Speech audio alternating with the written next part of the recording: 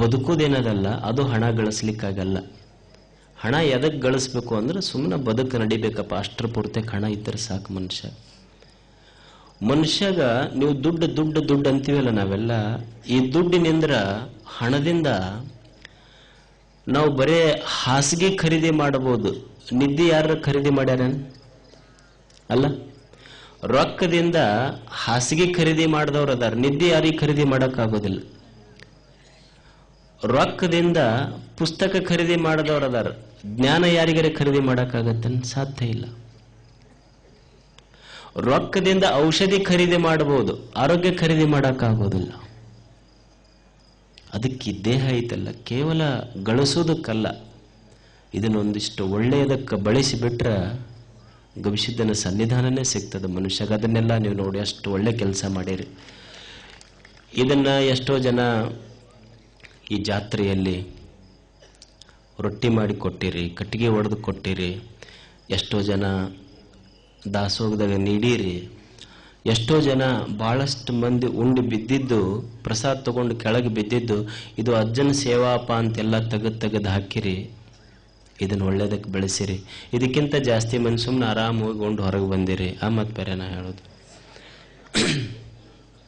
ಇದನ್ನು ಚೆನ್ನಾಗಿ ಬಳಸ್ಕೊಳ್ಳೋದು, ದೇಹವನ್ನು ಚೆನ್ನಾಗಿ ಬಳಸ್ಕೊಳ್ಳೋದು. ಮನುಷ್ಯ ಬುದ್ಧಿಯನ್ನು ಚೆನ್ನಾಗಿ ಬಳಸ್ಕೋಬೇಕು.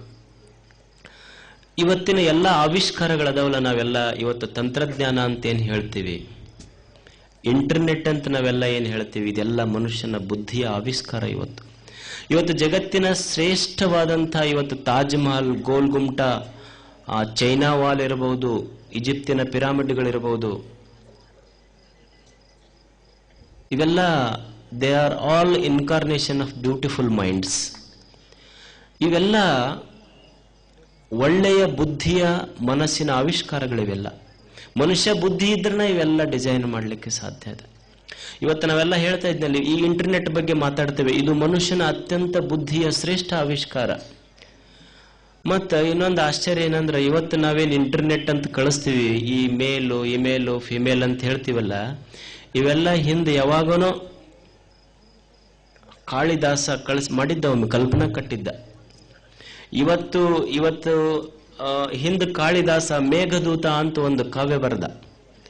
ಆ ಮೇಘದೂತದಲ್ಲಿ ಏನು ಮಾಡ್ದ ಅಂದ್ರೆ, ಮೇಘಗಳ ಮುಖಾಂತರವಾಗಿ, ಮೋಡಗಳ ಮುಖಾಂತರವಾಗಿ ತನ್ನ ಪ್ರಿಯತಮೆಗೆ ಆತ ಪ್ರೇಮ ಸಂದೇಶವನ್ನು ಕಳಿಸ್ತಾ ಇದ್ನಂತೆ. ಈಗ ನೀವು ಇವಾಗೆಲ್ಲ ಮೊಬೈಲ್ನಾಗ ಕಳಿಸ್ತಿರಲ್ಲ ಹುಡುಗರು, SMS ಕಳಿಸಿ ಮಿಸ್ಸಿಂಗ್ ಯು ಲಾಟ್ ಅಂತ ಕಳಿಸ್ತಿರ್ತಿರಲ್ಲ, ಅವಾಗ ಮಾಡಿದ್ದವ ಕಾಳಿದಾಸ. ಇದೇನು ಹೊಸ ಕಲ್ಪನಾ ಅಲ್ಲ ಅಂತ.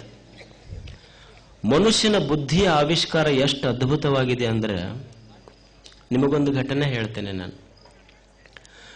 ನ್ಯೂಟನ್ನ ಬಗ್ಗೆ ನೀವೆಲ್ಲ ಕೇಳಿರ್ಬೇಕು. ನೀವು ಆರಾಮ್ ಕೂಡ್ರಿ, ಇನ್ನೂ ಮೂರ್ತಿ ಬಂದಿಲ್ಲ, ನಾ ಅದಕ್ಕೆ ಹೇಳಕತ್ತೀನಿ ನಿಮಗೆ. ನ್ಯೂಟನ್ ಗ್ರಾವಿಟೇಷನ್ ಪವರ್ ಬಗ್ಗೆ ಕಂಡು ಹಿಡಿದ, ಚಲನೆಯ ನಿಯಮಗಳ ಬಗ್ಗೆ. ಅವ ಒಂದ್ ದಿವಸ ಒಂದು ಸೇಬು ಹಣ್ಣಿನ ಗಿಡದ ಬುಡಕ್ ಕುಂತಿದ್ದ. ಮ್ಯಾಲಿಂದ ಒಂದು ಹಣ್ಣು ಕೆಳಗೆ ಬಿತ್ತಂತ. ಬಿದ್ದು ಕೂಡಲೇ ಅವನಿಗೆ ಆಶ್ಚರ್ಯ ಆಯ್ತು. ಅವ ಅದನ್ನು ತಗೊಂಡ ಜನರ ಹತ್ರ ಹೋದ್ನಂತ. ಅಲ್ಲ, ಈ ಗಿಡದಂದ ಹಣ್ಣು ಕೆಳಗೆ ಯಾಕೆ ಬಿತ್ತು ಅಂತಂದವ. ಅವ್ರ ಸ್ನೇಹಿತರಂದು ಹುಚ್ಚಿಡ್ದ ಇದಕ್ಕೆ ಕೋಡಿಗೆ, ಮತ್ತೆ ಹಣ್ಣು ಗಿಡದಂದು ಕೆಳಗೆ ಬೀಳಿಲಾರ್ದ ಇನ್ನು ಮ್ಯಾಲೆ ಹೋಗಕ ಅದು ಅಂತಂದ. ಅವನು ಅದನ್ನ ಅಂತ ನ್ಯೂಟನ್ ಅಂದ, why it should fall on the ground, why it should not fly into the sky. ನಾನು ಅದನ್ನ ಕೇಳಕತ್ತೀನಿ, ನಿಮಗೆ ಸೇಬು ಹಣ್ಣ ಕೆಳಗ ಯಾಕೆ ಬಿತ್ತು, ಮ್ಯಾಲೆ ಯಾಕೆ ಹೋಗ್ಲಿಲ್ಲ ಅಂತ. ಈ ಚಿಂತನೆ, ಈ ಬುದ್ಧಿಯ ನಿಷ್ಕರ್ಷೆ ಅವನ ಅಂತರಂಗದಲ್ಲಿ ಒಂದು ಅದ್ಭುತ ಜ್ಞಾನ ಮಾಡಿತ್ತು. ಏನಂತಂದ್ರೆ, ಈ ಭೂಮಿಯ ಒಳಗೆ ಅದ್ಭುತವಾದಂಥ ಒಂದು ಗ್ರಾವಿಟೇಷನ್ ಪವರ್, ಗುರುತ್ವಾಕರ್ಷಣ ಶಕ್ತಿ ಇದೆ ಅನ್ನುವುದನ್ನು ಇಡೀ ಜಗತ್ತಿಗೆ ಸಾರಿ ತೋರಿಸಿದ್ದ ನ್ಯೂಟನ್.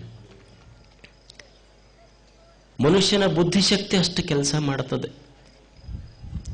ಅವ್ರು ಡ್ರೈವರ್ ಇದ್ನಂತ. ನಮ್ಮಲ್ಲಿ ಬಹಳ ಜನ ಸ್ವಾಮಿಗಳಿಗೆ ತಮಾಷೆ ಹೇಳ್ತಾರೆ, ಒಂದು ಘಟನೆ ಕೇಳ್ರಿ ನೀವು. ಅವನ್ ಡ್ರೈವರ್ ಇದ್ನಂತ, ನ್ಯೂಟನ್ ಡ್ರೈವರ್.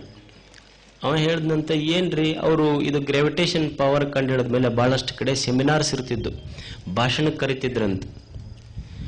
ಅವ ಡ್ರೈವರ್ ಒಂದು ದಿವ್ಸ ಅಂದಂತ, ಅಲ್ರಿ ನಾನು 2 ವರ್ಷದಿಂದ ಕೇಳಕತ್ತೀನಿ, ನೀವು ಯಾವ ಸಭಾದಾಗ ಹೋದ್ರಿ ಇವತ್ತೇನು ಮಾತಾಡಿರ್ತೀರಿ ಎಲ್ಲ ಸಭಾದಾಗ ಅದ ಐತಿ, ನೀವು ಗ್ರಾವಿಟೇಷನ್ ಪವರ್ ಕಂಡು ಹಿಡ್ದಾಗಿಂದ 2 ವರ್ಷದ ಮಟ್ಟ ಕೇಳಕತ್ತೀನಿ ನಾ ಭಾಷಣ, ಸೇಮ್ ಡಿಟ್ಟು 1 ತಾಸು ಏನು ಮಾತಾಡ್ತೀರಿ ಅದು ನಾನ ಮಾತಾಡ್ಬೋದು ಅಂದವ ಡ್ರೈವರ್.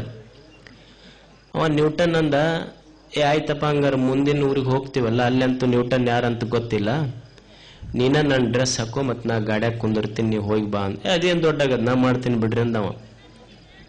ನ್ಯೂಟನ್ ತನ್ನ ಕೋಟು ಗೀಟು ಅವನಿಗೆ ಹಾಕಿ ಕೊಟ್ಟ ಡ್ರೈವರ್ಗೆ. ಅವ್ರ ಮಂದಿ ಇವನ ನ್ಯೂಟನ್ ಅಂತ ತಿಳ್ಕೊಂಡು ಡ್ರೈವರ್ನ ಕರ್ಕೊಂಡು ಹೋದ್ರು. ಅವಾಗ ನ್ಯೂಟನ್ ಡ್ರೈವರ್ ಕುರ್ಚಿ ಮೇಲೆ ಸೀಟಿನ ಮೇಲೆ ತಾನು ಕುಂತು ಡ್ರೈವರ್ನ ಕೊಟ್ಟು ಕಳಿಸ್ದ. ಅವ ಡ್ರೈವರ್ ಬಹಳ ಬುದ್ಧಿವಂತಿದ್ದ, ಅವ ಚಂದ ಮಾತಾಡ್ದ. ನ್ಯೂಟನ್ ಹೆಂಗೆ ಮಾತಾಡ್ತಿದ್ದ ಸೇಮ್ ಹಂಗ ಮಾತಾಡ್ದ. ಎಲ್ಲರೂ ಮಾತಿಗೊಮ್ಮೆ ಚಪ್ಪಾಳೆ ಹೊಡೆದ್ರು. ಆಮೇಲೆ ಆಯ್ತು ಮಜಾ. ಅವರು ಎಲ್ಲ ವಿಜ್ಞಾನಿಗಳು ಸೇರಿದ್ರಲ್ಲ, ಅವರು ಪ್ರಶ್ನೆ ಕೇಳಕ್ ಶುರು ಮಾಡಿದ್ರು. ಹೌ ಇಟ್ ಹ್ಯಾಪನ್, ಇದು ಹೆಂಗಾತು, ಇದು ಏನು, ಇದು ಹೆಂಗಾತು. ಅವನಿಗೆ ಬಂತಲ್ಲಿ ಮುಸ್ಕಿಲ್ಲ. ಅವ ಅಂದ, ಇಷ್ಟಿಷ್ಟು ಸಣ್ಣ ಪ್ರಶ್ನೆಗಳಿಗೆಲ್ಲ ನಾ ಯಾಕೆ ನಮ್ಮ ಡ್ರೈವರ್ ಉತ್ತರ ಹೇಳ್ತಾನೆ ಅಷ್ಟಕ್ಕಂದವ.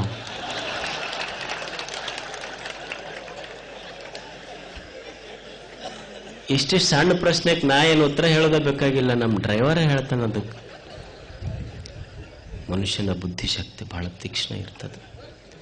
ಈ ದೇಹವನ್ನು ಸರಿಯಾಗಿ ಬಳಸ್ಕೊಳ್ಳೋದು, ಬುದ್ಧಿಯನ್ನು ಸರಿಯಾಗಿ ಬಳಸ್ಕೊಳ್ಳೋದು, ಇನ್ನೊಂದು ಬಹಳ ಅದ್ಭುತವಾದದ್ದು ದೇವರು ಕೊಟ್ಟಂತ ಭಾವವನ್ನು ಸರಿಯಾಗಿ ಬಳಸ್ಕೊಳ್ಳೋದು.